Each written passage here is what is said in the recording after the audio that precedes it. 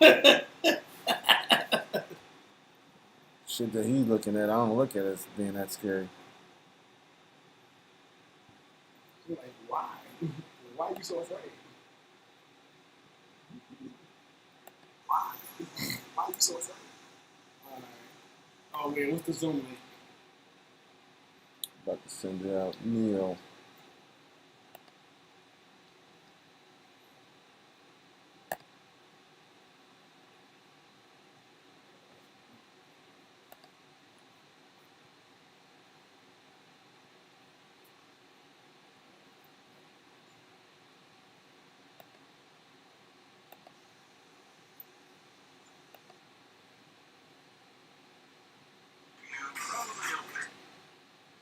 Yeah, probably no. Yeah. Yeah. Yeah. Yeah. Come on, Mom. What? Nah, come on, Mom.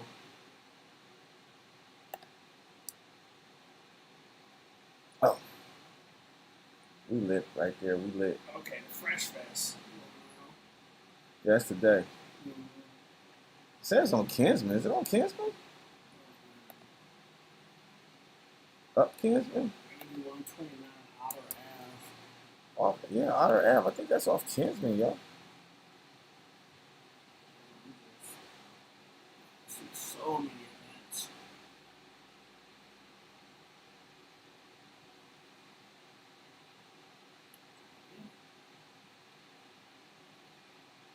Yeah, Fresh Fest in this mother. Woo, woo. I'm not feeling so fresh right now. I'm really not feeling like. Feeling like, yeah. I sent the invite. Yeah, I sent it over to her. Okay.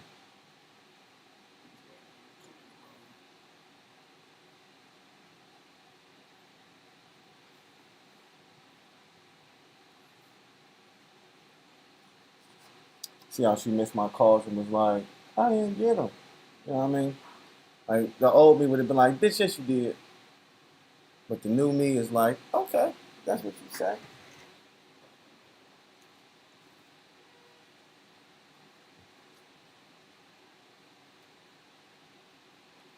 He ready to fly to the crib with my daughter while we're watching the boy. What happened? I gotta fly to the house because my daughter watching Ryan. She don't be watching them too good. Okay. Gregory Blake is here. Huh? He said he's here. Yeah, he in the room?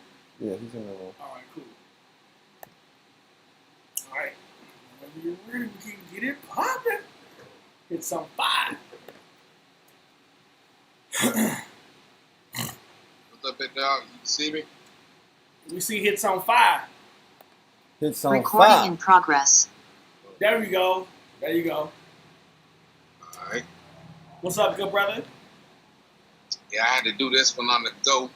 That's all right. That's all right, man. It's an honor and a pleasure to have you on our platform, man. We appreciate you. Oh, man, anytime, man. I love to talk to the good brothers, man. No doubt, no doubt. So we're gonna go live in a moment. We on YouTube, right? Yeah, we live. Oh shit, we live already. So go ahead, bring us in. We lit. Right. We double check. Yeah, we lit. Yeah, we lit. All right. All right, so welcome to Acquired Taste Media. We appreciate you stopping by. Make sure you click the link in the bio, like, subscribe. You know what to do. Who we got in the building today? Greg R&B.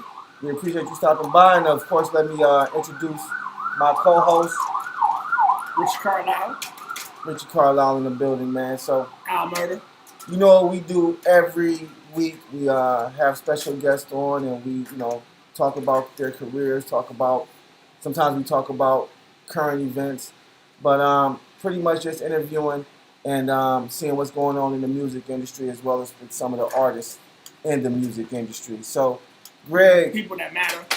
people that definitely matter, You know what I'm saying? but we also want to give information and education on how local artists and up-and-coming artists, can have some game and some know-how when they're coming up in the game. So, Greg, man, we appreciate you being with us today, man. How you doing today? Man, I'm blessed, man. Just moving around Atlanta, you know, getting ready for this BET Awards weekend.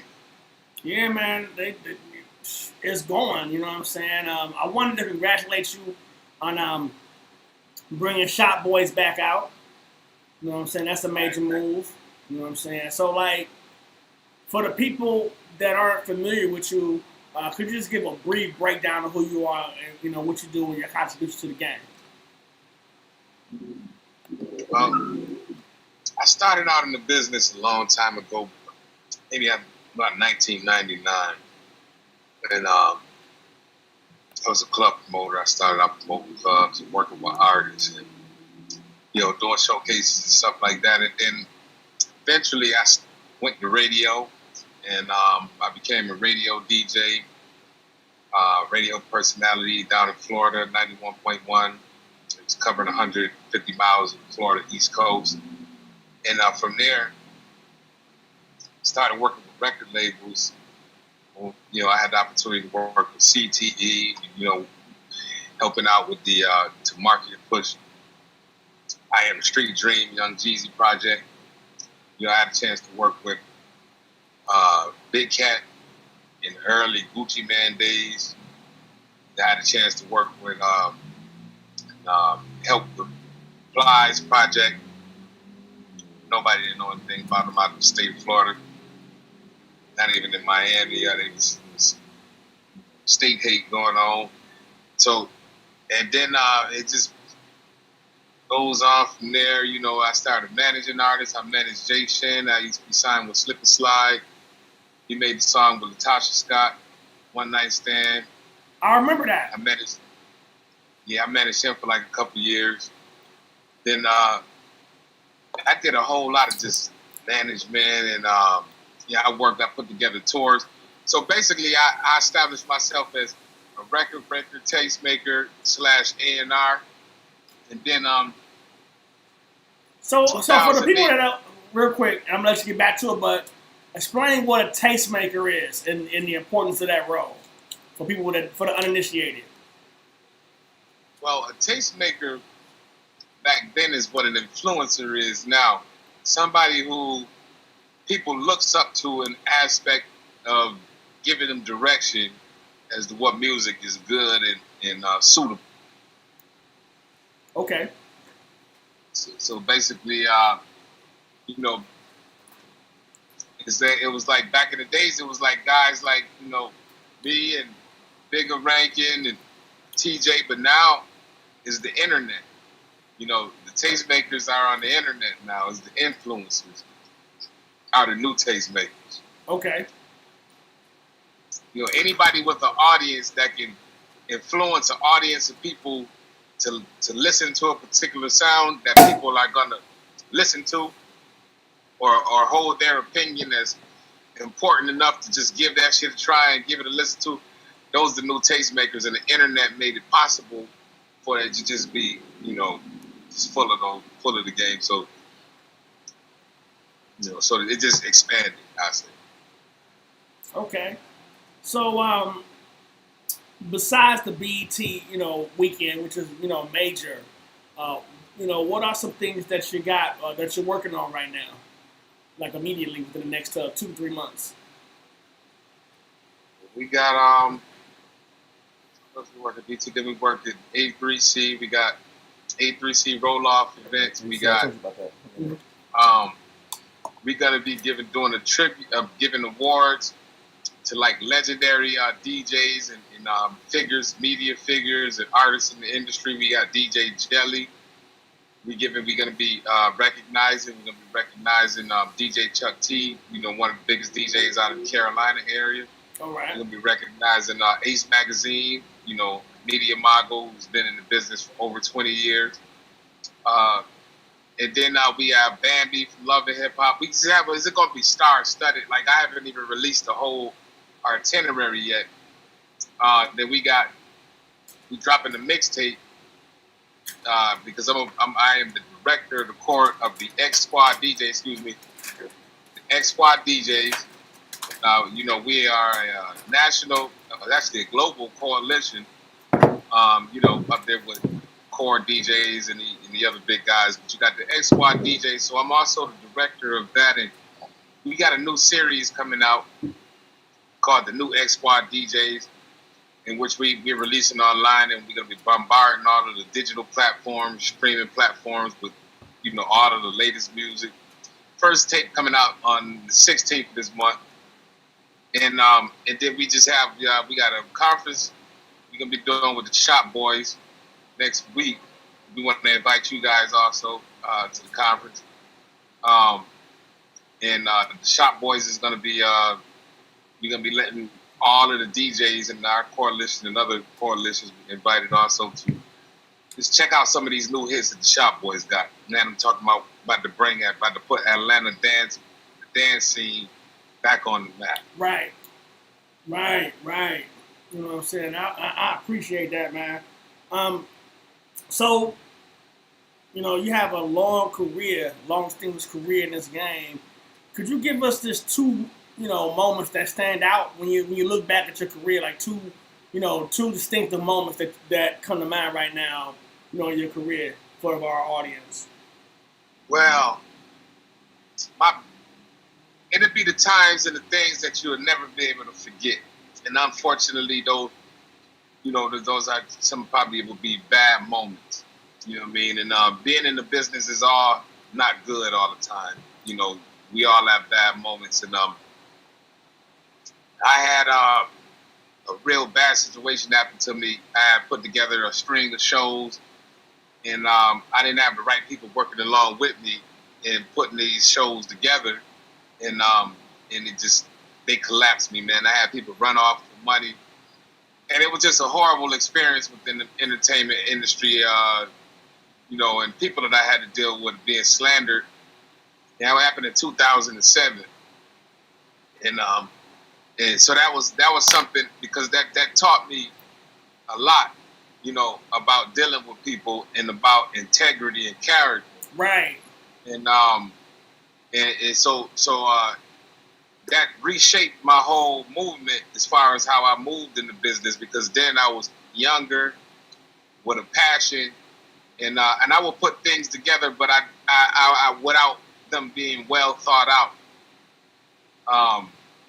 And then when you run into an issue, you're not prepared for it.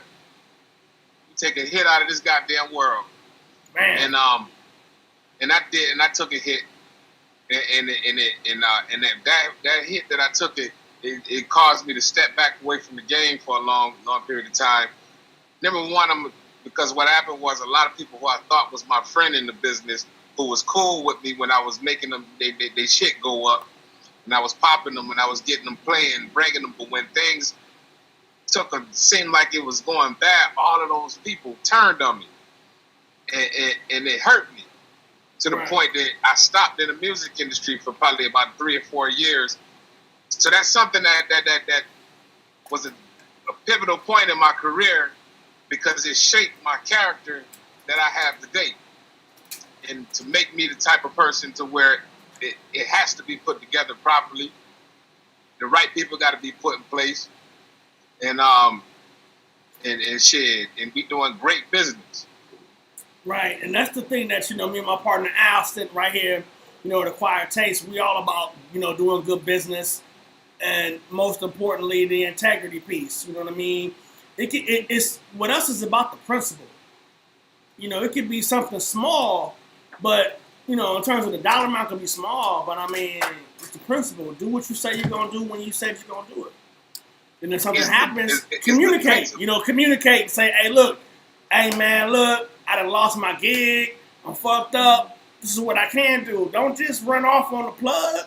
You know what I mean? Period. Yeah. Period. So, Greg, how long you been in Atlanta? I've been in Atlanta for 5 years now. 5 years? Okay. So, where are you originally from? I'm originally from, I was born in Rochester, New York, but I came from Fort Pierce, Florida. Okay. So I come from Florida. Do you know 88 Keys? Sound like I heard that name Gregory Mance. I haven't heard of him. I heard of 88 Keys. What about Kenny Smooth? I haven't heard of him either. They're all based. 88 Keys is based out of New York, like Rochester, Brooklyn, New York. But he's in Atlanta. He's been producing in Atlanta for a while. Yeah, Kenny. I left Rochester like a long time ago, man. That's a treacherous place, man. I got two brothers. Yeah, I got two brothers that got killed there, and my mother got sent to prison for 15 years, man, from Rochester, New York. Damn. So, you know, I ran and didn't look back, you know, when I was a kid. My family stayed, man, and that's the story. You know what I'm saying? I got an 18-year-old brother that got gunned down, you know, selling drugs in the street. Then, like about 3 to 4 years ago, my oldest brother got shot 33 times by the Rochester Police Department. Shit, You know what I'm saying? Damn. Sorry to hear that, man. Damn. The reason I asked that though is because there's some individuals that I dealt with in Atlanta that you know, the business wasn't 100. So, you know, when you said something about that, you know, that's why I brought their names up, just to see if you have ran across them or not. You know what I mean? But yeah, and you know, I heard of 88 Keys, but I never did any business with anybody. Well, he does like that, but he definitely does R&B. Like he's into he's a straight R&B producer for real. I mean, he can produce hip hop and stuff like that, but I know his claim to fame was that song "Beauty" by Drew Hill. That's like one of his. I think that was like one of his main hits back in the day because he's been, you know, producing for a while. He's pretty, you know, I think he's probably about 50, maybe 55, something like that. But he did stuff on the Dr. Dolittle soundtrack, that type of shit, like back in the day type shit. You know what I mean? But you know they still get royalties from that, but probably not, you know, big royalties. But you know, it is what it is. yeah, and it's like crazy because like yo, a lot of people from Rochester. You know, Stevie J, he's from Rochester. You know what I'm saying? You know, so like, but you know, I don't rep that place, man. You know, it's too much blood on the street. I hear you. Now, how about this? You know what I'm So you moved from New York to the A, and Well, I went to Fort Pierce, Florida, and I grew up down there from when I was like 17 years old. okay, so you grew up in the South, in so many words.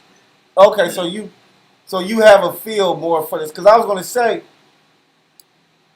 if you could compare the mentality of North artists to the mentality of Atlanta artists, because you hear a lot of the discrepancy being more of New York, the New York or the up north mentality is there can only be one. Like there can only be one king, there can only be one hottest artist, whatever.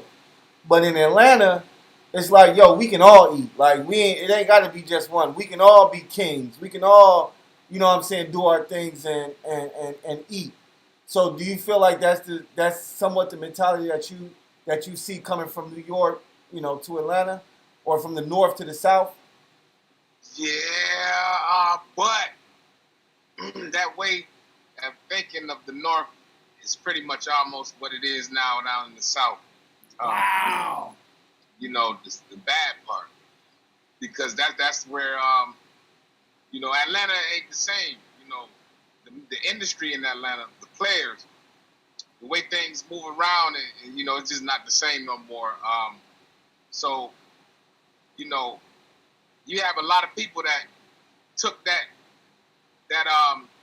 big light that shined upon Atlanta, that unified light. They took that and they exploited it. They did, you know. So a lot of people came from different places. They come with all them showcases and all this fake shit. You know what I'm saying?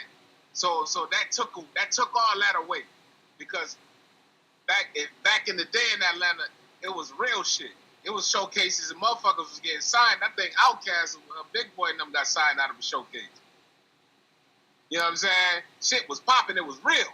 Right. You know what I'm saying? Like, so everybody was helping each other. It was unified. It wasn't even everybody helping. It was just that everybody was just down with a particular, and they got behind a certain sound. And if it was Atlanta, yo, we was with that shit, and the people pushed the sound. You know what I'm saying? But then came to change in the music industry, drill. So now with drill, that element that used to be in Atlanta, that drill took that out. Wow. You know what I'm saying? So like, it ain't no more party and all that shit and fun and everybody. Now it's, you know, that kill shit and, you know, the drugs and. Wow. You know what I'm saying? So, you know, on street shit, the streets always been divided. Right, of course. So when we bring that element in the music, we brought division. That's why it's so much killing. Damn, right. True. That's why rappers getting killed left and right, because they brought a different element into the industry that wasn't there before. Right. You know, back in the day, man, if you was on that street shit, you would get dropped from a record label. Like, they wasn't having that shit in artist development. They had artist development still going on. Facts. You Facts. know, you had to be, you know, media training, all different types of stuff now, you know, but that don't exist now. Yeah, true. So you're saying, in so many words, you're saying that, and if I'm wrong, let me know, that right now it's like the companies are encouraging the bullshit. They're profiting off of it. Makes sense. The bullshit makes sense to them because everybody know about the insurance shit they doing now. So everybody knows it's, you know, the insurance, that ain't even a secret no more. Like, nope. So it's like, yo, we lost. So it's like, let's change the game. All right, cool. We lost Michael. We lost Prince. We lost Gerald. We lost all these great motherfuckers. And if we would have had life insurance policies on the motherfuckers, we would have goddamn been able to cash out for real, just other than royalties. So after so many legendary figures died, that's when the industry changed up. If you pay attention to it, right? When the legends started dropping, and when the legends started dropping, the bullshit that wasn't accepted started being accepted, and they came up with a new strategy for making money. You know what I'm saying? Because the streaming kind of killed a lot of shit. You know what I'm saying? It killed a lot of the older way of the industry was running. So now the newer way is drill, life insurance policies. Look, you know what I'm saying? So it's just some new shit that they got going on at the top. You know what I'm saying? And whatever they dictate and whatever their agenda is at the top gets pushed to the bottom. Facts. Oh, I already know, pimp. So, you know, with that going on, with the current environment, it's like, you know, what do you think that an artist or a business person in the industry that's not with the bullshit, you know, how do you adapt to be able to thrive? You know what I mean? How to thrive is there's so much bullshit out here. It's easy to stand out if you're doing good business. So, basically, just don't do what all the other motherfuckers is doing, and you'll stand out because everybody is see-monkey do now. Everybody doing the same shit. You know what I'm saying? You know, ideas and creativity is dried up. So anybody that can just get in a bag of thoughts to just be creative can stand out from anybody else now because we in the age of just see-monkey do. You know what I mean? That's why, you know, it's worse than what it was back then, but the reason why is because see-monkey do don't always lead everybody to a pot of gold in today's time. You know, something that was like the Master P route. You see how many guys made it and became rich and famous off the Master P way? Yes, we did. But that shit stop ain't that shit, right? You not getting no 85-15 deal no more. That shit dead. Nah, that shit dead. And but you got monetization. You got all the streaming shit. You can make money in probably about 50 different ways that you wasn't able to make money back then. Right. So that's the reason why the see-monkey do way has went out of fashion, because now there's 100 ways to get in when it was once 20. Right. So trying to do what that monkey doing, that might not be your way. It might be some whole different shit. It might be some shit you might come up with. Because like once every It's like, all right, cool. Soulja Boy got 1 million views. Then after that shit, and everybody started getting 1 million views, now you got to get 100 motherfucking million views in order to goddamn stand out. Or 10 million views. There's guys online with 1 million views right now that, motherfucker, we skip over that shit like motherfucker. A lot of them pay for those views. Right. And the reason why we skip over them because nobody really didn't see the shit enough for them to get a real buzz. Because if 1 million people look at your shit, yo, people you gonna be lit. Like if you have it for real. You can tell. A million real people look at a video. Shit. Well, business wise, and I know I see you're a businessman. You can always look at the views as well as the comments and the likes, and see if somebody paid for them views. Because if you got over 10 million views and you only got 100 thumbs ups, you know what I'm saying, or 100 comments, then we know that you're not reaching that number of individuals, because a real organic video with 1 million views is going to have at least 10,000 to 100,000 comments. You know what I mean? Comments, likes, or what have you. All that. You know what I mean? Like I'm gonna give you an example. Glorilla. The video she blew up off of wasn't uploaded to her YouTube. That video that got all those millions of views that Yo Gotti said he allegedly signed her because of, was a video that was posted on somebody else's page that got all those millions of views. And when, at that time of her getting all those millions of views and him making the announcement that he signed her, all of her social media was wiped out. Her Instagram, all that stuff except for her regular Facebook page profile. So automatically, only thing that told me is, shit, manufactured. See, because listen, motherfuckers don't realize ain't none of the shit that they in the entertainment real.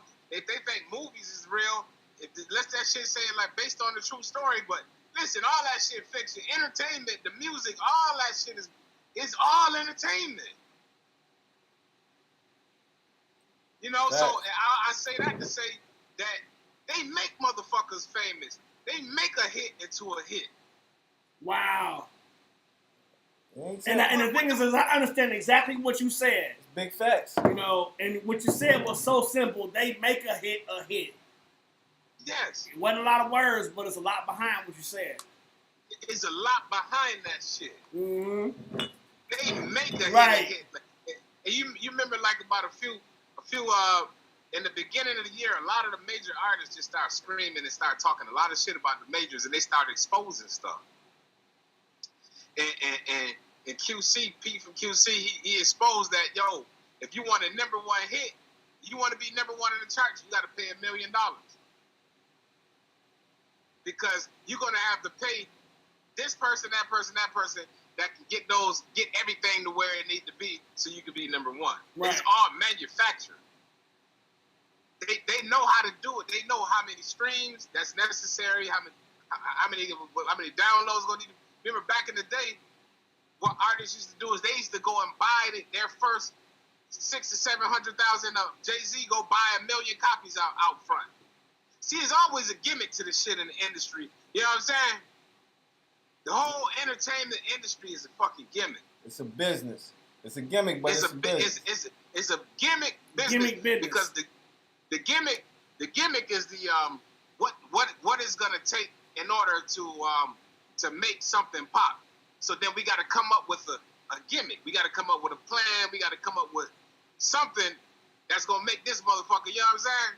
Yeah. So the gimmick with her is we signed her because she got all these millions of views. Well, why she didn't get all those millions of views on her channel? See, because one thing, if you send fake views to your channel on YouTube, guess what they'd do if they detect that shit? They can see it. They'd snatch your goddamn page down. So do you think somebody with 50 videos going to take a chance with boosting the video on their page with already existing videos with views? No. They're going to put that shit on somebody else's page, run up the views on their shit, where they not irresponsible, and if anybody's channel get took down, it's going to be that other person's channel get took down. But if they win, they're going to be the ones getting the win. And it could be so it could be a burner so, channel at that. It could be a channel that they set up from the jump. A straight burner channel, bro. Man. You know what I mean?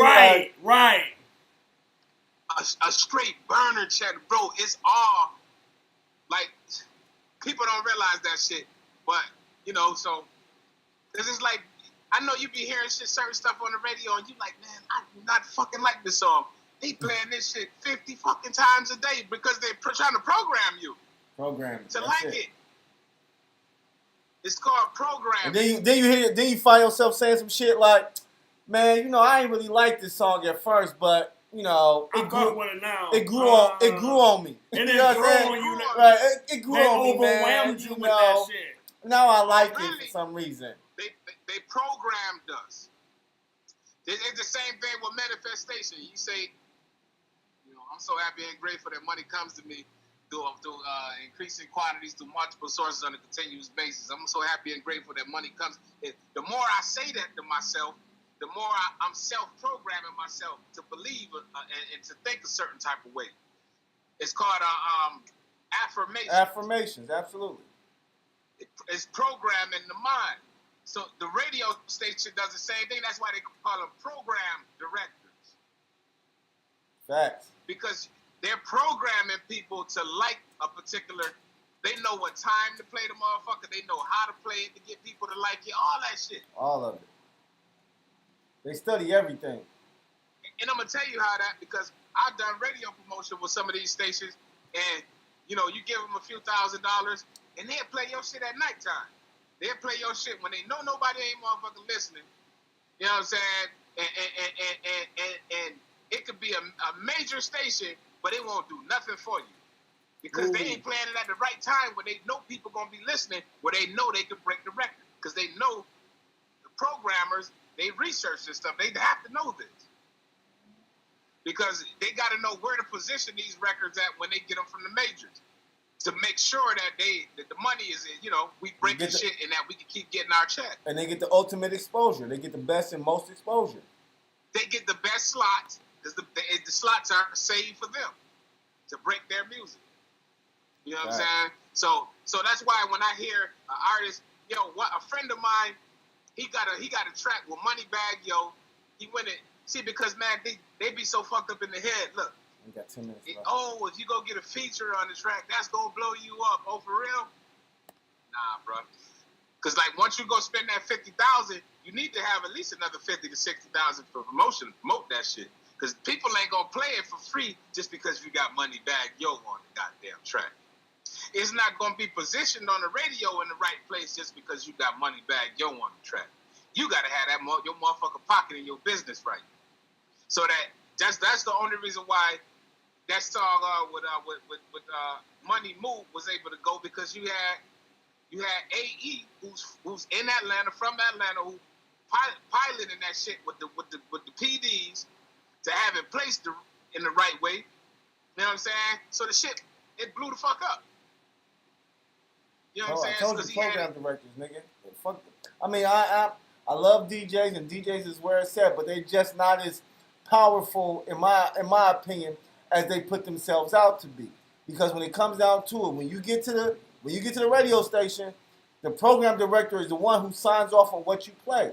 Or when you play it. You know what I'm saying? Because like you said, they study this shit. They know when the best time for this shit to be played. And for you to be a local artist, give me your song to a DJ for, let's say, $50. He talk about you gonna get some radio spins. No, you not, B. You are, but it's gonna be at 2 a.m. in the morning. Or you're not gonna be on a radio station. You're gonna be on his radio station, which is totally different than the radio station that he works for. You know what I'm saying? So, in my opinion, like you said, though, everything you saying, man, we was just pretty much discussing, because we had a couple people hitting us, wanting money for spins and things of that nature. And, like you said, they like, oh, you give me a certain amount of money and you're going to get these spins. So I specifically said, all right, well, who's the program director and where are you at? And then when we asked about that, he was like, oh, well, if the program director doesn't pick your song, then it won't be played, but it'll still be played over here. So, once again, once we asked the question that we needed to ask, we got the answer, which was if the program director doesn't okay it, then it's not going to get played. So, if we pay you our money and the program director says no, are we going to get our money back? And for them, it's like, well, no, because we're gonna put it all in all these other places. I don't give a fuck about those other places. What I care about is this radio play that you told me that you're gonna give me for this amount of money. So, but like you just said, the program directors, the PDs, they're the main ones saying you can play this, you can play that. We're not playing this, we're not playing that. And from the information that I've received from like 88 Keys, as well as the Russell Simmons, his book, he talked about breaking the record. A lot of that breaking the record stuff with the DJ is more personal. You know what I'm saying? It's not like we gonna give 10 DJs our stuff and we gonna hope that, no, when it comes to breaking the record, you gotta go to that club every week, give that DJ some money every week to spin your record every week for at least 10 to 15 weeks, and then from there, because that's a budget of at least $1,500, then from there, you're going to go to the radio and then try to push the product to the radio by requesting it, you know what I'm saying, through people calling in. Yo, this shit hot. Yo, I want to hear this, I want to hear that. And then at that point in time, and this is, like I said, this is all through the Russell Simmons book, at that point in time, the PD, the program director, will say, man, who the hell is this person they keep requesting, and where do we get their music from? And that's pretty much how supposedly, how you can break a record. But like I said, that is something that is more so for a specific DJ, because like I said, I'm going to have to give this DJ at least $1,100 to $1,500 to play my song for the next 10 to 15 weeks in one of the, hopefully, the biggest or one of the biggest clubs in the city, so that everybody can hear my song consistently for the next 10 to 15 weeks, so then they can say, hey, who the fuck, who is this artist that everybody is requesting, and people will know, oh, this is so-and-so, I heard him down at, the biggest club in the city, yo, he got a good song. And then from there, you got the records being broke. But like I said, now it's so saturated because you got so many DJs and you got so many internet radio stations. You know what I'm saying? Some are, registered with different opportunities. Some are not. You know what I'm saying? So, like you say, it's kind of like you got to really be about your business and really shake people down for real. Like, yo, okay, you say you do this. Well, let me see some proof that you do that. Because you can't just tell me you do it and think I'm just going to give you my money. Nah, bro. Show me where you did it. Show me when you did it. And then if you show me what I'm looking for, then I'm going to pay you. But a lot of times when you happily, like, here you go. When you start asking for that information, that's when shit start breaking down and motherfuckers start coming with 1,001 excuses on, oh, well, you got to do this and you got to go here, you got to do that. And that just lets me know that your business is not in order. You know what I mean? Period. Like the way, it's just been a lot of hokey pokey shit. So like a lot of people, the game ain't the same the way it used to be. So and the way DJs used to operate back in the day, they stopped operating in the same way. Then the internet came into play, and then it was a big argument about whether DJs even are relevant or make sense anymore for a few years. And so like shit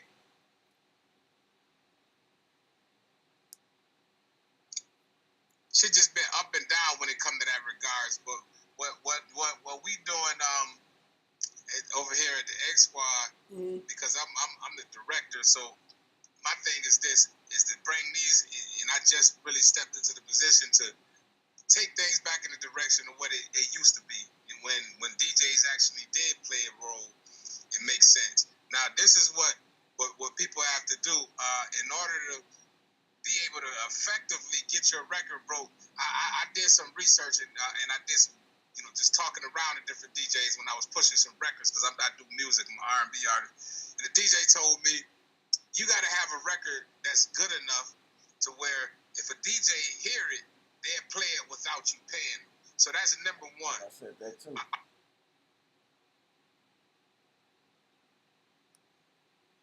Gotta believe in that shit. We can't hear you.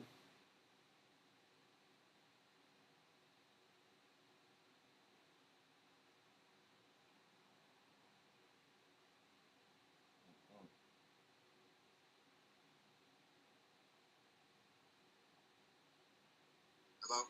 Yep. Got you now. All right. Yeah, so man, I forgot where I was going, but yeah, but you said, a DJ who can hear your shit and loves your shit will play your shit without you paying for it. Without you paying them, and then so I found this to be the truth because then I got back in the booth and I started working on music again, and then I just started paying more attention to what my fans like, and I just started trying to craft my shit more towards my fans liking. And I did that, and then I went out and I paid to be featured on the DJ Coalition website. I ain't gonna say the name of it, but from that, me paying and having my shit featured, DJ Infamous put my song on his mixtape, and I didn't ask him, never seen him, never talked to him. And 5 other internet radio stations placed my song for free. So people. What it is they complain, and even I myself did it before. I complained about the DJ when really DJs only gonna work with, and a lot of DJs get put in real fucked up positions because they be broke, so they have to take money to push shit that they know they don't like, so they end up not playing the shit, and then the artists don't get nothing out of that. So then now it's all right, cool. Y'all here fucking over motherfuckers just to get money and taking people money and knowing you can't do nothing with the record. Hey, Greg, 1 second. How much time you got left? I got a few minutes. All right, I'm gonna send you another link for the Zoom, cause this one about to go. All right. We having a great conversation, bro. This shit is lovely. Yeah, as soon as we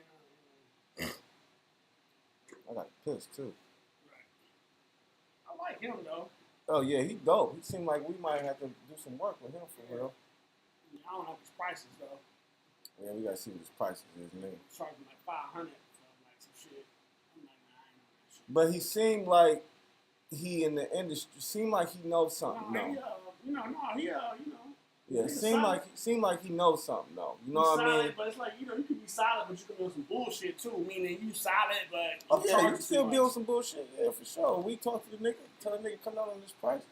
But once again, like you said, if he likes it, if it's something that a DJ really likes, they gonna fuck with it. Period. You ain't gonna have, like you say, they gonna play it with you without even being there. Like, yo, nigga, this my nigga. This nigga got this hard ass song, nigga. This shit, I sent fucking joints to Splash. He putting Wind in his mix. Wind stay in his mix. You know what I'm saying? So, niggas fuck with you. They generally fuck with you. He a nigga that ain't, he ain't gonna just take. You went to his party last night? No, I didn't. Oh, I thought you said you went to his party last night. I was gonna go, but I was tired. I fell asleep like 9:30. Man, I gotta go piss, man. Here, I'm about to send you this link so you can send it back to old boy and get him back online. I gotta all right, man. Go ahead.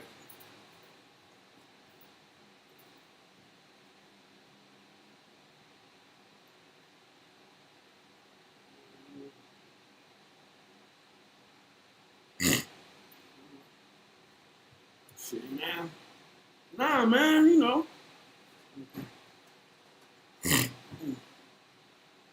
Man, niggas still went to the bathroom and shit.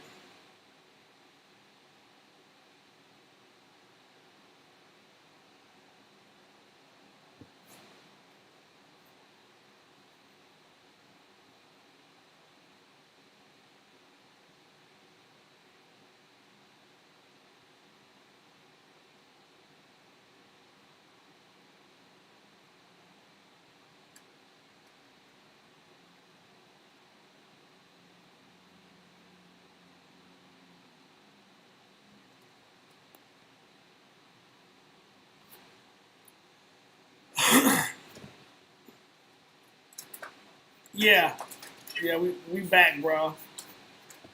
Yeah, I got about a few more minutes. I know I'm gonna close out on. I know it, man. But we just, dropping this game that people need to really hear. You know what I'm saying? That people really need to get, and you know what I'm saying? It's a process, For me, I feel like, I don't have an issue with paying for, doing business. I don't have an issue with that, but a lot of times, unfortunately, people just finessing, you know what I'm saying? And that make, it's not a good experience for nobody. You know what I'm saying? It's not an experience for nobody, and, you gotta, learn. But I will say that my team, we've been blessed to have been able to do good business with good people, up here, up north in the Cleveland area, as well as, across the country and, in Atlanta, we've, met some, great people, you know what I'm saying, and I linked up with you, you know what I'm saying, and, you a real nigga, you know what I'm saying, so it's been good, it's been cool, you know what I'm saying, so, so just tell the people more about the you said something about the AC4 event. A3C, we got A3C event. But right before I just want my last idea on the DJ shit is that everybody that's listening to this right here, do this. Whatever your record recording is, in progress. There you go. Whatever record, anybody's gonna be pushing the record. Make sure, just like you do research, do your research to make sure that whatever DJ you're giving your record to, they support and play your kind of music. Because that right there alone, you're going to cut through the chase of whether they like your shit or not. Right. If you a trap rapper and you motherfuckers see goddamn trapped out motherfucking mixtape, there's a good chance if you talking some trap shit, they're going to put you on their mixtape. Because it makes sense. Now, if you sending somebody some trap, with dancehall and reggae, your shit ain't they ain't even gonna rock with it. That ain't their kind of music. And I had to also realize that when I was pushing records. Because when I went down south to Van Oster, DJ Tremaine, and I'm pushing a record down there, in the South, they like a lot of that like country shit. You know what I'm saying? In South Georgia and North Florida, Booty Shake, they still on Booty Shake mode. Mm-hmm. You feel me? So you go down there with certain drill, they not even listening to drill. Drill not real popular in South Georgia. So now music is not on one sound anymore. Music is broken up into a million different pieces to where people just take their piece that they want and leave the rest of the shit to the side. Mm. But that's good for people that's creating music now, because you have to find the people that wants your shit, that's gonna push the other shit to the side, and there's millions of them out there for everybody that create music. Right. I used to talk shit about certain rap styles because we from the old school where you had to have lyrical content and lyrics and shit. But when I listen to Kodak Black right now, it's like, yo, he took that shit and took rap and he did some different shit with it to where it was almost like an art. You know what I'm saying? To where, even though he's not all that lyrical type, man, I listened to one of his songs where he said the same thing over and over again for the verses and the hooks, but the fucking song sound hot. And I think it was what's the Lee Daniels? What's the name? Lee Daniels. Yeah, but one of them was talking and he was saying the game changed when people they was complaining about, the lyrics in that lane. And we not in that lane no more. We in the song lane. Whoever can make the best song. Not whoever can sound the best. Facts. That's what it's about. You can sound like shit.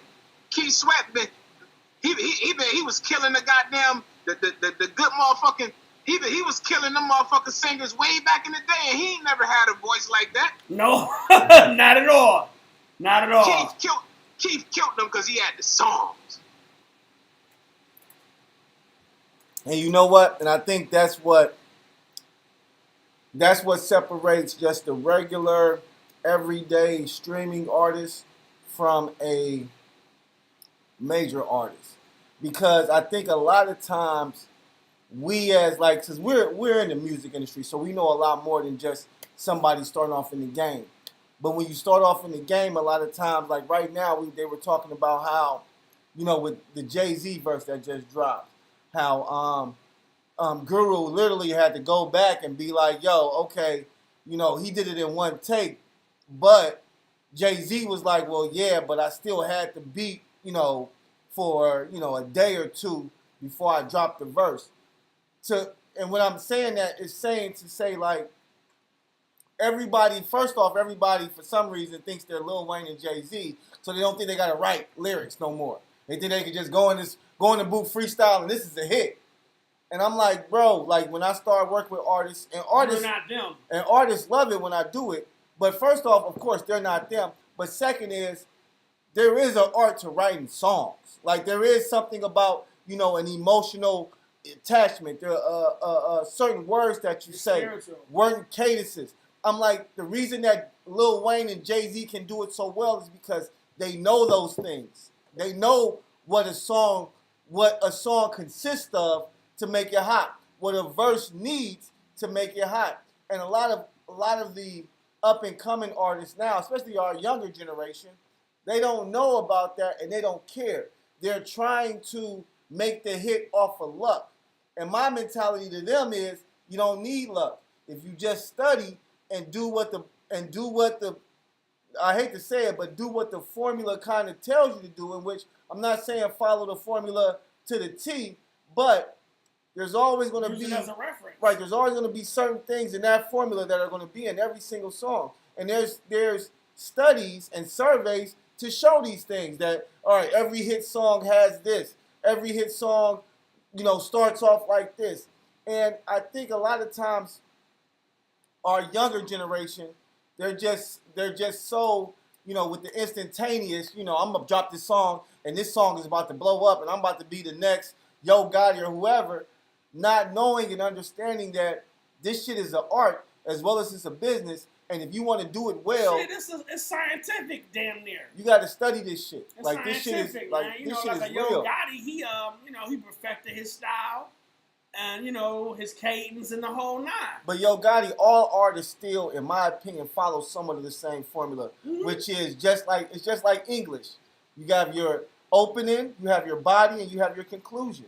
If you can format your song like that, that's 3 verses. That would be 3 paragraphs. If you can think like that when you're writing music, you pretty much got it, because I'll listen to your story because you got an intro, you got a body, and you got a conclusion. And in that body, I need to hear some conflict though. Like I gotta have some conflict in that body. There has to be some conflict. But once I get that conflict and you give me a resolution, you give me those 3 things in a song, rhythm, rhyming and shit with some hard shit, I'm fucking with it. You know what I'm saying? And most people aren't gonna fuck with it because it's just storytelling. It's just, you just put it in the format to where it rhymes, and my ears liked it what they heard. Like, oh shit, okay, I hear, oh okay, yeah, bet. So yeah, I definitely feel exactly what you're saying, and I feel like now that it's become so instantaneous, a lot of these kids they're not trying, and that's why they're not finding their niche and finding those millions of followers that are going to mess with them, because they're trying to do, the Yo Gottis or the Moneybag Yo, or they're trying to follow something that is somebody already has that. So now you got to go somewhere else. See, Yo Gotti, he the last of that masterpiece shit. See, because he actually, his formula came from that era. Because, Birdman actually schooled Yo Gotti. You know what I'm saying? Yeah, and Birdman took Yo Gotti under the wing. And so Yo Gotti, he only operating off of that sauce. And that's why he's so successful. Because, them old principles is a motherfucker, man. Shit that work. It worked. You know what I mean? Hey, it just worked. You feel me? And he doing that same shit with Cash Money and all them did with his label now. Now he got the new new motherfucking power lineup, like what Puffy and Death Row. He does. Yo, wait a minute. I'm about to be controversial on this one because this is what we do. But listen, man, I feel like Yo Gotti has something to do with Dolph, and the reason I feel that way is because as soon as he loved Dolph, he loved Dolph. Well, I love Dolph too, but me too. Look, as soon as Dolph passed away, you know, R.I.P. Young Dolph, Yo Gotti went to the moon, and there's nothing wrong with that. But what I was telling people was, Young Dolph kept his foot on Yo Gotti's neck. Yo Gotti couldn't really make no noise while Young Dolph was here, because every time Yo Gotti tried to do something, Young Dolph would do something, and it would be harder, bigger, and better. So every time Young Dolph tried to do a little something, every time Yo Gotti tried to do a little something, Young Dolph was right there like, nah, nigga, I'm doing it harder than you. I'm doing it better than you. I'm doing it bigger than you. So, unfortunately, in my opinion, this is just opinion. This is not true. It's just opinion. But in my opinion, Gotti had to get rid of Dolph if he wanted to do anything, man. Huh? Yeah, he would have never been. He's the king of Memphis now, but he would have never, like, Young Dolph actually was the king of Memphis when Young Dolph was alive. So, and then the streets know that shit. You know what I'm saying? In Memphis and shit like that. Like, and then, it hurt me. It's like, I really I had a lot of respect for Dolph. You know what I'm saying? Bro. Like, I kind of, looked up to him, to be honest with you. Because, he was special. He was, he just wasn't like. He was like our Tupac to me, man. I ain't gonna lie to you. He probably was, as far as entrepreneur shit, he was better than Master P, if you ask me, bro. This motherfucker, bro, Dolph was a motherfucker, bro.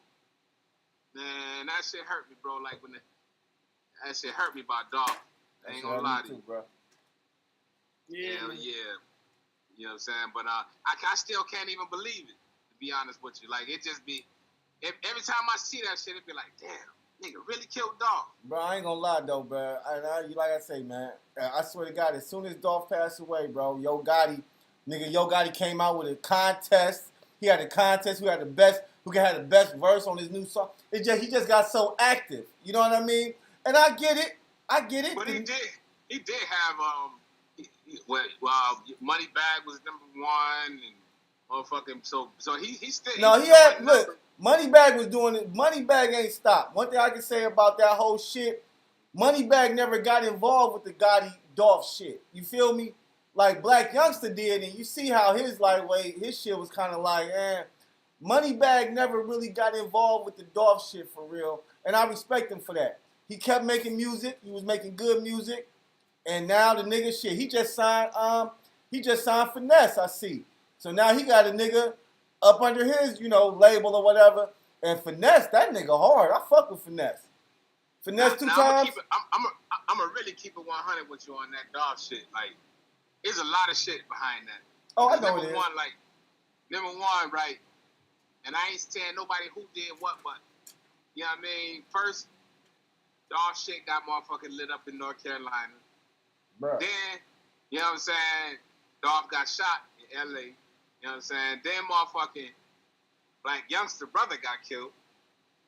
You know what I'm saying? No, I didn't know that. Then, oh, you ain't know that? No. I never heard that news. What? Yeah. Uh-huh. Nah. Yeah, nigga, you ain't know that shit. I ain't heard that news. He got killed and they found him in Miami. You know what I'm saying? So it's a lot of shit. It was too much shit going on. Too much shit. You know what I'm saying? And then once niggas family and shit start getting killed, it ain't gonna be no end until a nigga head roll. And see, and what everybody gotta understand, Black Youngster from that same neighborhood. Yeah, I heard.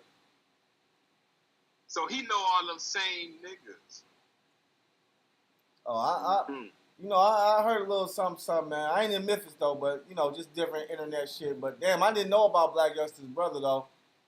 Yeah, I know about that. Gotti got too much money, but that shit, it was real between him and Young Black Youngster though. Niggas was getting killed. Yeah, because I heard they shot up his grandma. Didn't they shoot a black youngster's grandma's house or some shit like that? Shot up his grandmother's house. Yeah, you know like when I heard that, I was like, whoa, not grandma's house. His brother got killed. You know what I'm saying? And all this was after him, after he got convicted. Him and the dude for shooting up the dog van. shit in North Carolina. Yeah. Damn, so that's crazy. Shit started going down in the streets, like how it was going down with Young Thug and YFN. Niggas was really getting killed. Man, I don't think he coming home, man. That shit over with. Yeah, I think that shit over with too. Like, yeah, two people got killed. I ain't saying he did it, but shit, people got killed, and then like it's pointing back to him, and then they got all of his team telling on him. Yeah. Damn. Yeah, the whole team telling. Yeah. Yeah, that ass gone, bro. He ain't gonna be nothing under 15. Yeah, right.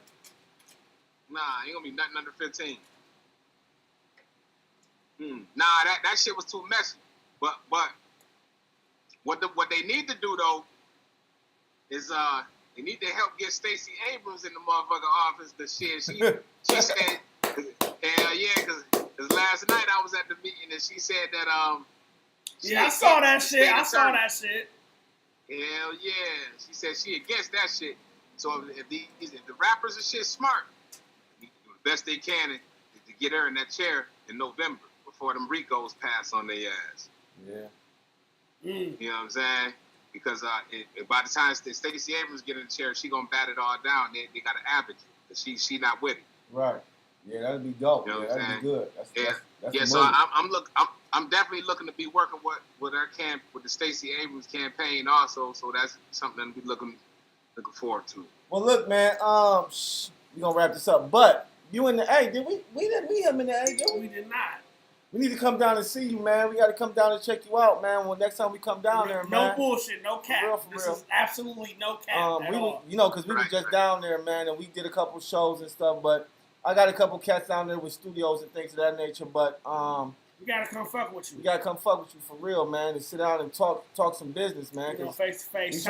We trying to do some big things. I mean, Ritchie, he's an artist. He got a hot album out right now. It's doing really good.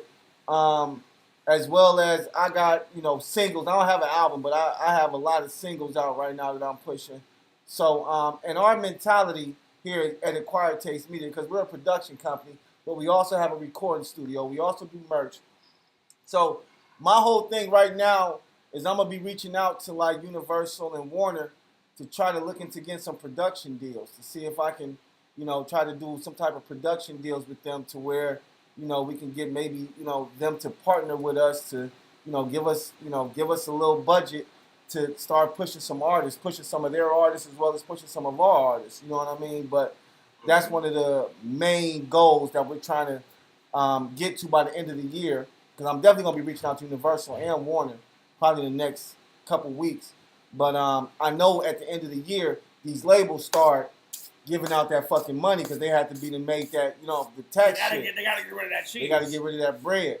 So I'm going to see, if I can hopefully, and I mean, if I can at least get somebody in the department, I'll get a lawyer if they'll tell me that they'll do some business with us. You know what I mean? Like, that's not a problem. But I got to know y'all going to do business with me before I go spending money and shit.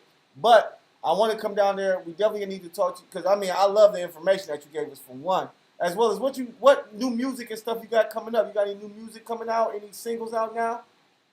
Well, I got like a whole bunch of stuff, but I done got so wrapped up in the business to where I'm really about to just I just like I said, I come from that old school, Master P rap executive, So I'm one of them type. I'm an executive, but I'm an artist too. So but you have to know when to fall back and get back on the artist thing. I mean, get back on to pushing the artist again. So that's where I'm at right now. My passion is like blowing up artists. Like I love that shit, man. Like and I'm real good at it. I had gained a real big name for myself back in the early 2000s. For blowing shit up. You know what I'm saying? So I just look forward to making the motherfucking real mean engravement in this new industry, because one thing I'm gonna show them is that through the use of DJ coalitions, it's just a lot of crooked motherfuckers running them. So that's the only issue. So if the boss a crook, then everybody else gonna be crooks too. So that's why a lot of coalitions are not motherfucking in place no more, because it's just all about money and nobody don't really care about the artist. For me as an artist and a DJ and the director of a coalition, my thing is to make sure that artists benefit. That artists really get their fucking music broken. And see, like, this how you do it. First of all, you have to know who your music is for. You have to know who's gonna like your shit, who your sound is for. Then you give it to that DJ, and we get 4 to 5 DJs, put it in a close proximity, and don't spread it all apart. You know what I mean? Get motherfuckers working a couple cities and a couple towns over from each other. Then you get out, go put some motherfucking CDs and some shit out in these country ass little places, and go back and do some shows. And then now you got motherfuckers goddamn singing your shit in these little country towns. You record it, you put it up because we in the social media age. Other people see it, other people like it. Now other people want to fuck with you because of the work you done started and got going in the chitlin circuit. You know what I'm saying? So it's hell yeah, it's a marketing plan. You basically coming up with a strategy how to win. Like, this is the reason why people never win, because they don't have a plan. They don't know, if I do A, the B, the C, the D is going to get me the E. Motherfuckers ain't never thinking of that. They just, go hit the studio and just go online and go post this shit in a million groups and blah, blah, blah. No, man. It's a lot more intricate than that. You have to be a real hard researcher to figure this shit out, to figure out what they want from you. Because they don't want the same shit from you that they got from the next motherfucker. That's why they got him over there. So what am I offering to these fans that they not getting from nobody else that's going to make them put me above the next motherfucker? Because, and then now, you don't need a lot, like how, like it was back in the day, to get money. You know what I'm saying? You get money, but this is a whole nother conversation. We're going to do a part 2. But definitely, thanks for coming on. I gotta run now. All right, But, Greg, bro, this conversation has been so fucking dope, bro. Like, you've really given us so much information, man. We was able, because a lot of times we're the ones with the information, so it's hard to bout. But man, you got so much game, and we definitely gonna do a part 2, and we definitely gonna come. We gonna talk. We gonna talk, period, man, because we got a lot of things going up here, and I see got a lot of things going down there, man. So I appreciate you stopping by. Thank you for your time, man. And we definitely gonna reach out to set up something else, as well as we'll be down there to holler at you for sure. No, I'm gonna get y'all to perform down here. So let's chop it up. Okay, for sure. One. All right, bro. Well, take it easy, man. I'll holler at you in a minute, man. Peace. All right, my man. Thank y'all for bringing me on. Oh, no problem, man. Thank you. You have a good day.